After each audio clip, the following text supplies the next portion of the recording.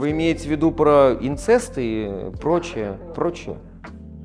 Ну, дело вот в чем, в принципе,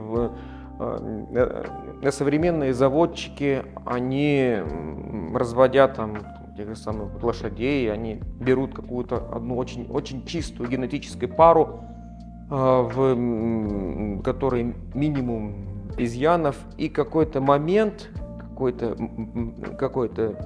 естественно, там идут близко родственные связи, а потом со временем, сколько он у нас, Адам, по преданию жил, больше 900 лет, уже начинают проявляться генетические отличия. Ну и если взять, откуда вообще это рождаются уродства в близкородственных связях, когда те или иные гены, как говорят компьютерщики, пробит кластер, то заменить нечем родственные, а Бог сотворил Адама как человека идеального, совершенного. Уже с умножением греха в мире после его греха начинают плодиться в том числе и наследственные болезни и прочее, прочее. Это не я опять придумал.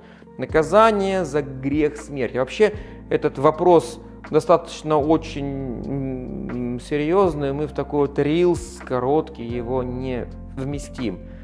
Я советую вам почитать такую книжку, которая называется «Обезьяна или Адам». Автор ее современник наш, богослов, исследователь по фамилии Храмов. Вот.